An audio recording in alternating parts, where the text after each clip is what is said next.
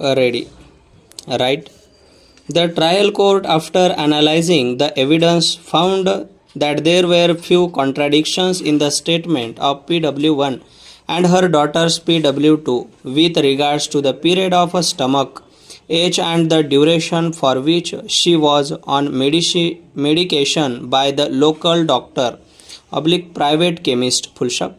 However, in the opinion of the session court, these were very minor discrepancies.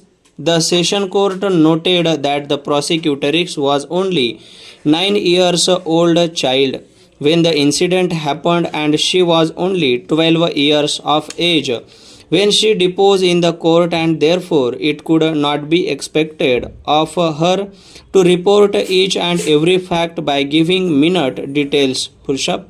The trial court further observes that both the witnesses withstood the test of credibility, as even after undergoing details cross examination, their depositions on vital aspects remained firm and could not be shaken. Full stop para. The main argument advanced by the defense before the trial court was that it was a case of inordinate delay, where reporting to the police was 3 years after the incident. Full stop. The trial court, however, was not convinced by this argument. Full stop. In the judgment given by the trial court, detailed reasons are given which will be discussed at the appropriate stage by us. We too how in the given circumstances the prosecution was able to explain the delay. Full stop. Taking aid of various pronouncements of these courts on these aspects, the trial court concluded that the said delay had not dented the case of the prosecution. Full stop. Other arguments of the defense that PW1, mother of the prosecutrix, had filed a false complaint to implicate the respondent, an account of family feud was also not found to be convincing. Full stop para.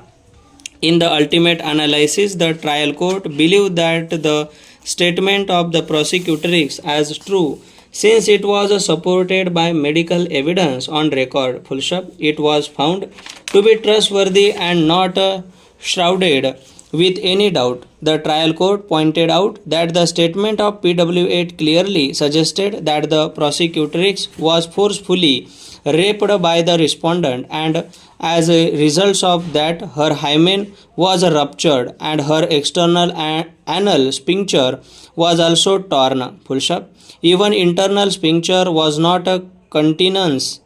Full stop. She found that anal sphincters of the prosecutrix was not functioning properly. In the opinion of PW8, on account of injury to the prosecutrix anal sphincter, she might be suffered throughout her life. Full stop para. Another arguments of defense before the trial court was that it was impossible that such an incident would have occurred in the house where so many family members live. Full stop.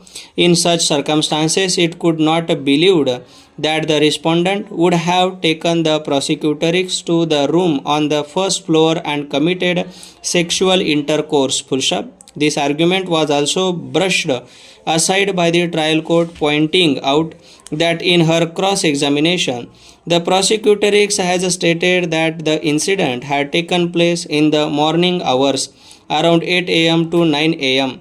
Female members of the family returned back to the house after 1 hour of the incident. Para.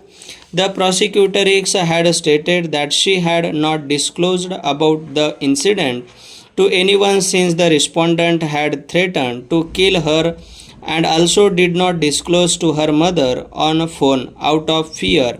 She was not conversant how to make a call on phone. The session court found that the testimony of the prosecutrix appeared to be true. Full stop. It could not have been expected of child of tender age to narrate the incident or share the happening with her anyone when she had been put under fear by the accused. Full stop. Even she could not disclose this incident to her mother. Full stop. Her testimony that she did not disclose to her mother out of fear on phone appeared probable to the Session Court, keeping in view her tender age. Stop.